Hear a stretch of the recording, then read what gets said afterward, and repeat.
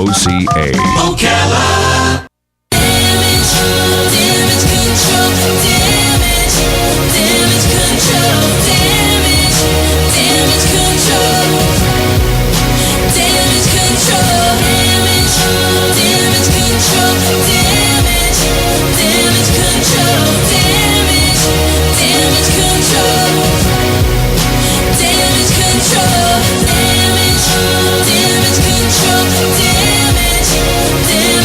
All right, 25 minutes before 11 o'clock. It is time for Damage Control.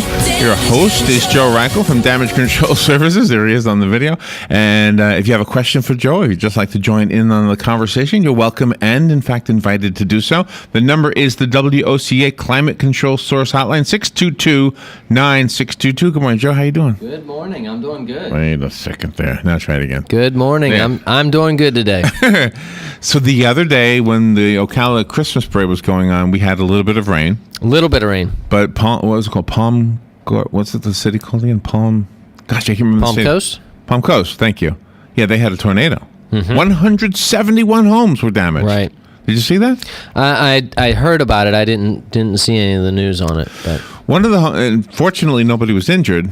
One of the homes that was damaged was in the paper, and the guy who owns the home, was here in Ocala. So he didn't even know how bad it was at home. I mean, he knew it was raining. Right. Anyway, he got home. There was a tree. They showed a picture of a tree, maybe about 5 inches around. And rather than it falling onto his house, causing roof damage, it somehow, the tornado just like projected it through the walls. Through the wall, yeah. Have you ever seen that before? We've had here, I've seen it, yes. Whenever the hurricanes came through, I saw damage like that. But here we've had lightning hit trees and cause pieces of tree to embed in. Just spear right through. Yeah. So in his case, it went through, I think it was the living room wall. I'm not really sure.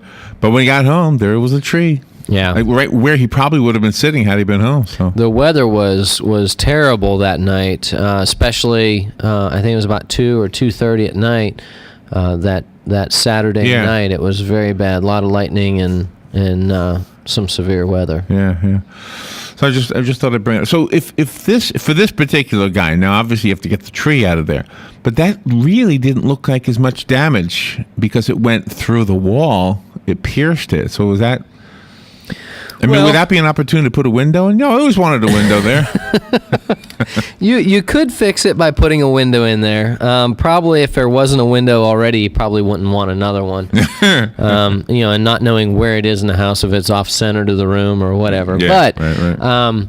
In a situation like that, you've got to take, depending on what kind of a home it is. If it's wood frame, you got to take the whatever siding off and fix the. If any studs were broke, fix those and fix the wall sheathing, which is usually a plywood, and whatever insulation, because more than likely insulation got wet because of the rain and in the interior wall you would have the drywall need to be replaced and new paint. So, and if that got wet, then you have trim needing to be taken off and more drywall removed. So, it could be a bigger job than one would think if you're going to repair it correctly. You know what the thing that smacks me right across the face, to use a stupid cliche? My hand? It could. If I say the wrong thing, you never know. Just checking. But it's the idea that right now you and I are talking, and this doesn't even apply to me. But I could go home today and find out that, it does apply to me. I mean, that's how quick things happen, right? Well, and that's what, I just left an insurance agent, and we were talking about that. Most homeowners have, it's not something that, you sit around knowing when it's going to happen. You never know when a disaster is going to happen. And hopefully, you don't have to ever worry about it.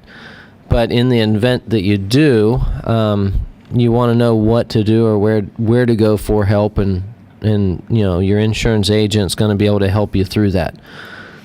That's it. I mean, does it matter how the damage occurs? The insurance company is going to come to your aid anyway, right? Well, and some things are covered by insurance and some things are not. So it really depends what the damage is. So if it's damaged by like a hurricane or a tornado? Well, for example, your homeowner policy is going to typically cover if you have a pipe that breaks and it floods out your house, or a tree falls on your house and it's raining and it floods and you have water damage. Most insurance policies, unless you have a flood policy, is not going to cover a lot of extra rain comes in the house and all of a sudden you've got water everywhere, as far as the water level raised outside. We have a band in front of the window here, and this is exciting. Very cool. Yeah. Marching band getting ready to play music in the mall. Is it the marching band? Well, they're marching right now. They are marching right now. Yeah. Some of them are running.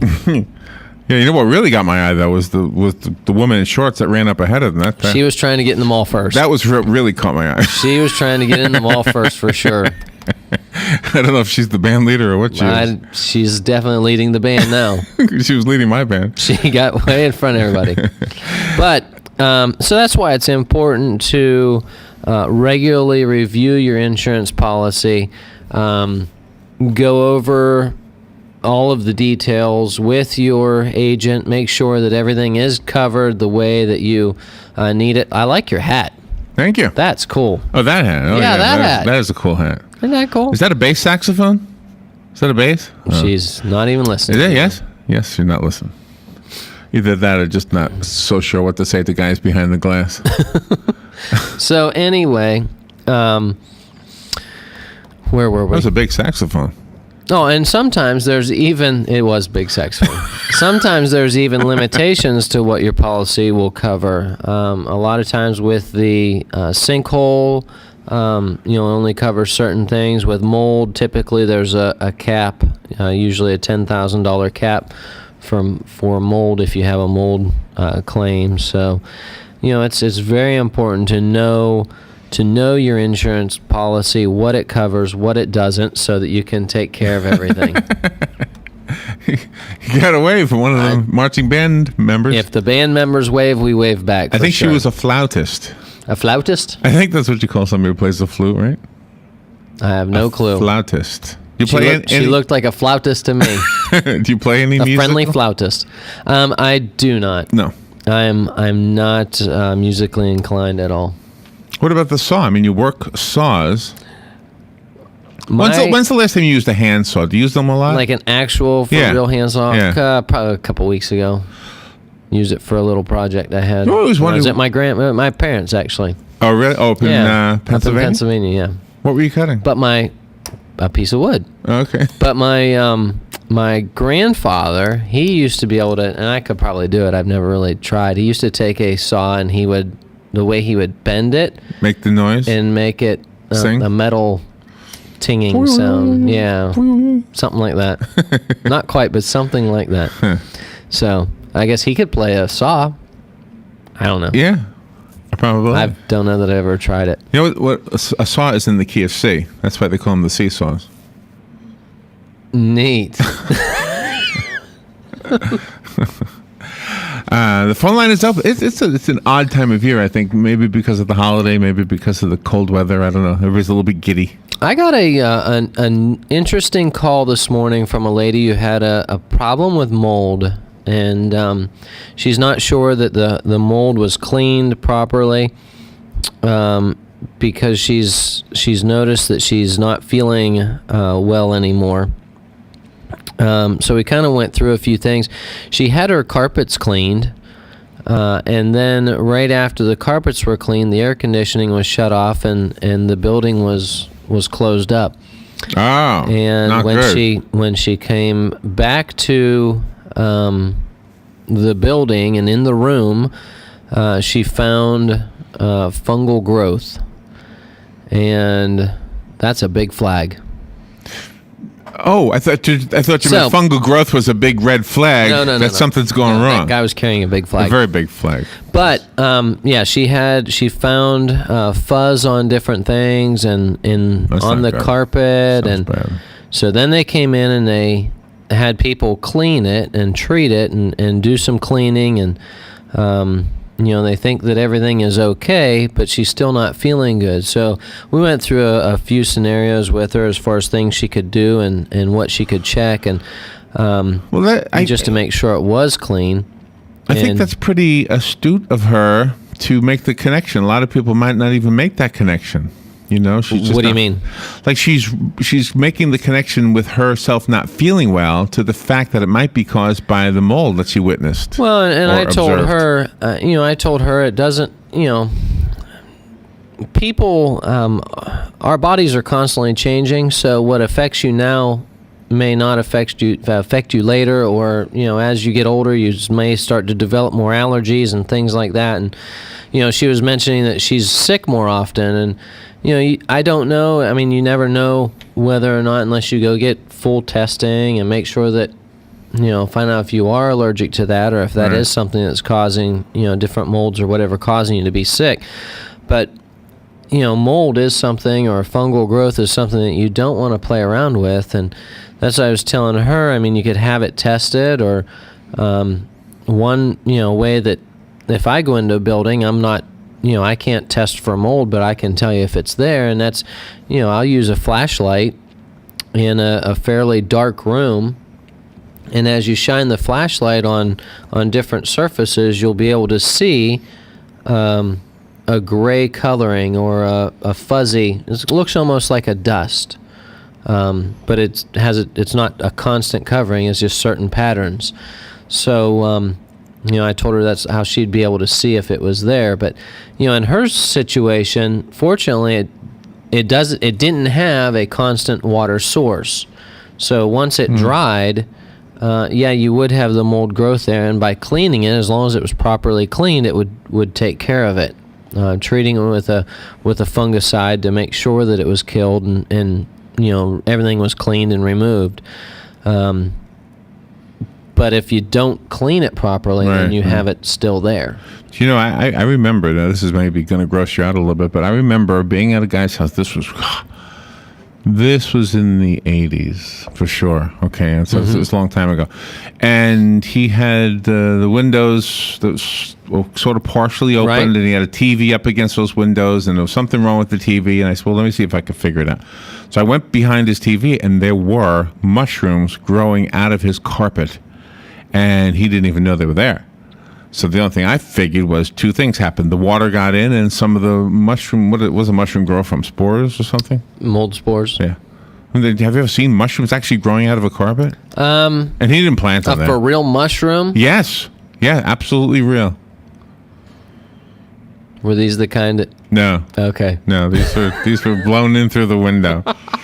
No, I've never seen mushrooms He had growing no in clue carpet. they were there. Isn't that crazy? That is crazy.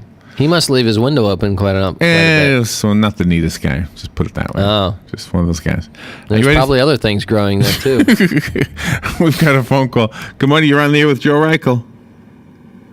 Yes, hi, Joe and Larry. Hey. Those are called carpet mushrooms. Yes, it's a variety. It's a variety that should not be eaten and should be removed as soon as possible. What's the best way to get rid of them? You pick them and you dispose of them immediately, and then you call your company, damage control, and you have it thoroughly cleaned. I like it. Yeah, because that would be a clear indicator that damage control is definitely needed. Yeah. So, on the subject of mold, what would you recommend for cleaning mold off of leather? Like if you have a pair of leather boots and they were sitting somewhere where it was a little too humid and there's some mold growth on them, what would you recommend to thoroughly clean it off? If they were on leather boots, I would take them to the Crafty Cobbler that's on 40. And it's right across, next to the Ellis & Caldwell Realty building, across from Burger King. That's where I would take them, to the Crafty Cobbler, and let them do a cleaning on them. And they would be able to do a really good job. That's where I take all of my shoes. Not that they have mold on them, but mold will grow on leathers like that if it's in a humid area, and definitely get them cleaned by that, that way. Typically using a something like bleach is not going to get rid of mold. Never use bleach on anything for cleaning to remove mold, simply because bleach is a water-based chemical, and the mold feeds on water. So even though it'll change the color of it and clean as you're wiping, it won't get down into the areas in order to clean all of the mold out, and mold will just continue to grow back. So using like a soap and water on something isn't going to clean it either, because it's water based. You need to use something that is a mildicide, and making sure that it's safe for leather if you're going to clean it yourself. Right. Okay. But Great. the crafty cobbler is who I would take my moldy boots to.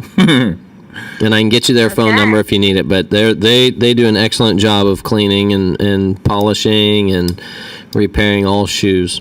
There you go. Beautiful. And okay. I think Mushroomicide will get rid of the mushrooms too. Mushroom, yeah. Yeah. Thank you for the call. And damage control, because there's probably little baby mushrooms growing up in that carpet too. Since I would definitely want to treat that with a fungicide of some sort in order to get rid of everything. Oh yeah. Leave it to Larry. He's always got these incredible experiences to share. So, you've noticed that too, huh? Yeah. Now we've all got this incredible visual of mushrooms growing behind someone's cabinet in their room behind your TV. So, okay. My visual is some pretty big mushrooms too. Yeah. No, they weren't. They were little, skinny little ones. All right. Oh, thank you for the call. Thank you, Lauren. And you have another phone call. Good morning. You're on there with Joe. Hi, Joe. How you doing? Wonderful. And you? Okay, real good. Say, a question. You know, a lot of people decorate their homes this time of year, and they hang those icicles and lights and all that stuff on the gutter line outside. And then a lot of people, if you notice, probably leave that up all year around. Is that a potential problem, letting that be left up there like that all year? Well, yes and no. If you're leaving it up there so that you can use it the following year, you've got to be careful about that, simply because the weather wears on that electrical line, and just the sun beating on it, and the hot and cold, and it will cause that that plastic coating to crack and become brittle. When that happens, then you end up with exposed wires, and try to use it again the following year, and a lot of times it'll it's a potential cause for fire. A fire hazard. Right. Oh. So that would be my only that would be my biggest fear. Leaving your electrical or your Christmas lights or any type of outdoor lighting up like that.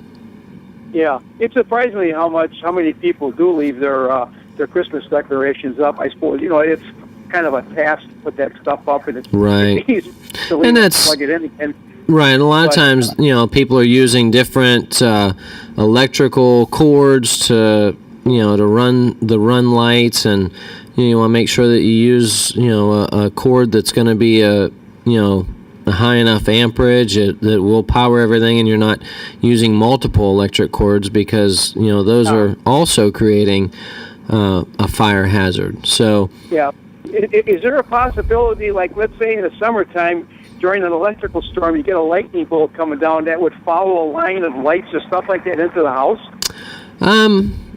Electrical, a lightning strike like that will travel, anywhere anyway, but it will definitely travel a source like an electric line throughout the area. So, any type of a wire, metal, that conducts electric like that will, lightning could travel that for sure. But if it strikes your house close enough, it's going to be traveling the wires that are in the walls and everything too. So. Yeah. So I guess the best thing then is after the holidays, have the wife take the stuff down, and put it away, or it's safe, and put it in safe storage so that she can put it back up next year. Well, that's my job, but you can take it down. Oh, okay. You have a great holiday, and thank you very much for your program. Thank you for the call. Appreciate it. So we were talking about mold on shoes, right? Right. And it made me think of Crocs. Okay. Now, you know what a Croc is, right? Yeah. It's made from a mold, isn't it? It's just like one big piece of plastic, right? Are you talking about like a crock pot? Or No, are we like- talking about The shoe called the Croc? the crocs and the alligators? No, the shoe called The the shoes Croc. called the croc. I do not know what they're made out of. I think it's just made out of... Well, my joke doesn't work then, if you don't know what it is. They're made out of a mold. There was a joke here? Yeah, they're made out of a mold. Oh, okay, a mold. Okay. Spelled M-O-L-D. Right, As right. opposed to M-O-L-D. Right. See, this is a Croc. The pink ones, yeah. Yes. See, they're like they just kind of pour plastic into a mold. Yeah, I think I don't have any of those. Crocs and Uggs are about the same. Well, the funny thing is, I couldn't remember what it was called. type of thing for me. So I typed in shoes I hate, and the Crocs showed up. Agree. Just thought I would tell you that. Anyways.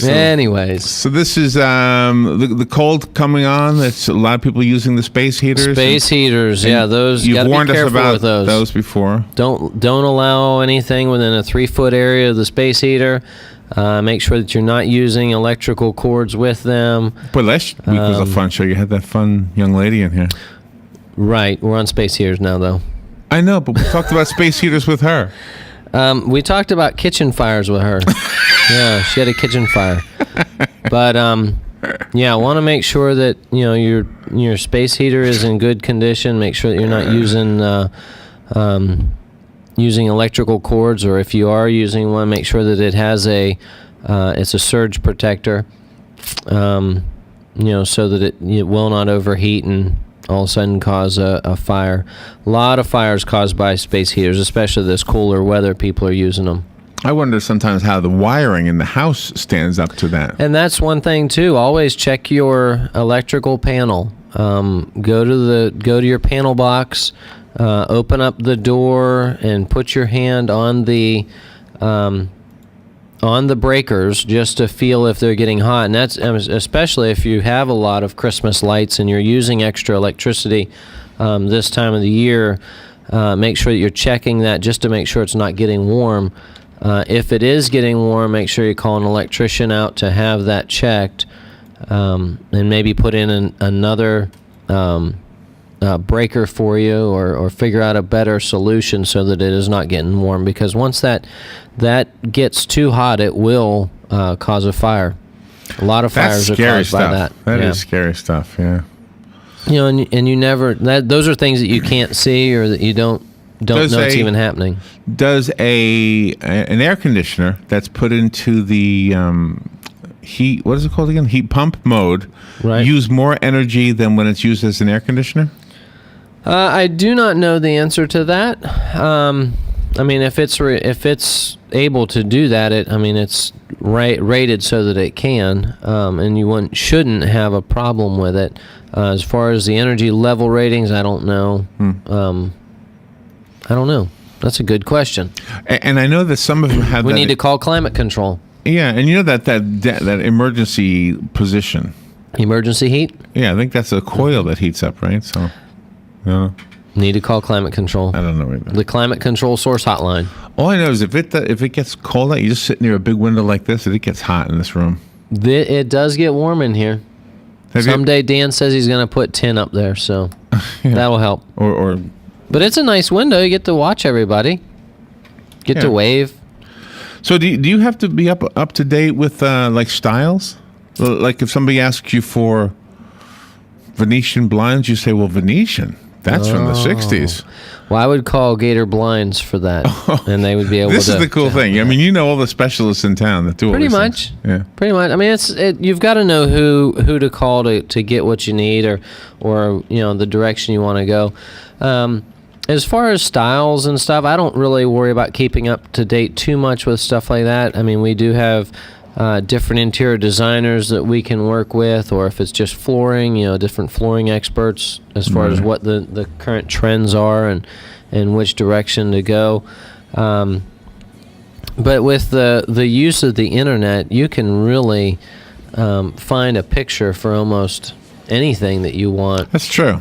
We're working with a doctor's office on, a possible remodel for them and just going different colors and things and, putting a sample board together for them so that they can see some different things and what it'll look like when it's done. So I enjoy doing stuff like that. Yeah. Well, I thought about you when I read those stories about the Palm Coast damage. I like it. Flagler County. I like hearing you thinking about me, Larry. Do you really? Sure. Joe, how do we get a hold of you? What's your number? You can call me directly on my mobile number. That's 352-817-6574, or email me, joe@damageflorida.com, or our office number, 352-622-5135. All right. Thank you, Joe. As always, great show. Great to be here. See you next week. See you next week. All right. We'll take a little break and we will be right back. Damage control, damage control,